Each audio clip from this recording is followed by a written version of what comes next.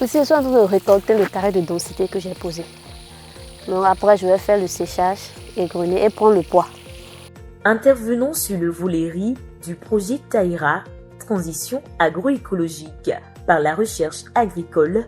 Mirabel, qui est postmaster et assistante de recherche au sein de l'unité Jibaus de la faculté des sciences agronomiques, conduit des travaux sur l'évaluation participative des performances agronomiques de lignées de riz aromatiques à travers des pratiques agroécologiques dans les périmètres rizicoles du département du Koufo. Ce travail consiste à évaluer 5 lignées de riz aromatiques comparées à 2 témoins dans le département du Koufo. Ici, nous sommes dans la commune de Lalo, précisément à Aromandegbe. Donc sur ce site, vous allez remarquer avec moi que nous avons du riz déjà repiqué. Donc ici, le repiquage a été fait et précisément en ligne. Donc si vous regardez bien, vous allez remarquer que les plants sont un peu plus en hauteur et ces plants ici ont déjà 3 semaines. Afin d'atteindre ces objectifs, Mirabel collabore avec les producteurs de la région sur la base d'un dispositif de recherche-action efficace. À cet effet, elle combine les pratiques écologiques et la sélection variétale participative tout en suivant l'itinéraire technique de la production du riz. À cela s'ajoutent des sessions de collecte de données et d'évaluation participative organisées avec les producteurs. Conduit notre essai, nous sommes en train d'utiliser un bloc aléatoire complet avec 3 répétitions. Donc sur ce site, les producteurs avaient des casiers, donc nous avons considéré ici les casiers comme des répétitions. Donc pour conduire notre essai, nous avons 3 casiers qui sont considérés comme des blocs. Au niveau de ces casiers, nous avons chaque lignée de riz, ça fait 7 au total, qui sont subdivisés en unités expérimentales. Et la taille de notre unité expérimentale est de 25 mètres carrés. Les producteurs de la région ayant participé à ces divers travaux se disent conquis par les pratiques utilisées. Ils reconnaissent volontiers qu'au-delà de favoriser la santé des sols, ces pratiques permettent d'aboutir à des rendements fiables et profitables. Notre technique qu'on faisait avant, c'était vieux et ça ne donnait plus de rendement. Cette fois-ci, quand elle est arrivée, elle nous a appris d'abord comment faire la pépinière. En temps, on faisait la pépinière à la volée. Maintenant, on fait ça en raie. Et avec ça, déjà dans l'intervalle de 10 à 15 jours, là, on peut repiquer facilement.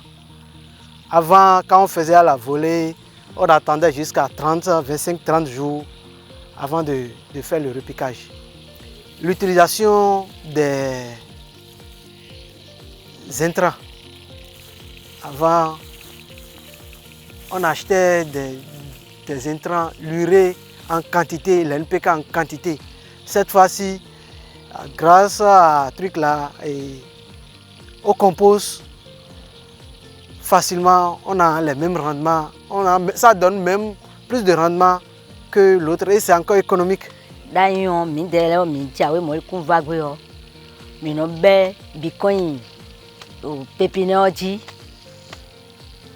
mon va alors pas hydromion mais ya bonu no e na wo pour mo mi jawe tuntun boyo mi no baby mo no tun di on le wa bo wa pon me on e va mo do lin o ji kakaka bo kan yo mi jawe tuntun boyo no tu kilo po.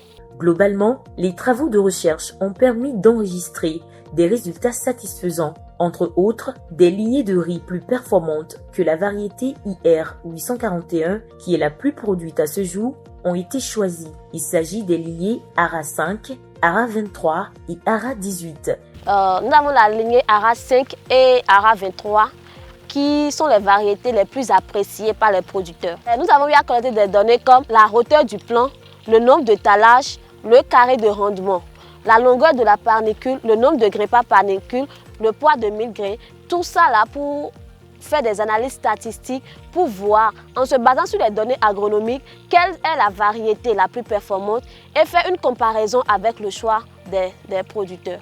Ce processus de transition vers l'intensification agroécologique dans la filière riz n'est pas sans défi. En témoigne Mirabel, qui reste toutefois déterminée à les relever. Ce que moi j'ai plus déploré, c'est la partie où nous devons faire la chasse à vierre, où tu dois être dans le champ de 6h à 18h pendant 1 mois et demi. Ah oui, ça c'était pas facile. Donc c'est c'était le plus grand challenge pour moi, mais je l'ai surmonté. Donc maintenant je me suis habituée et j'ai appris.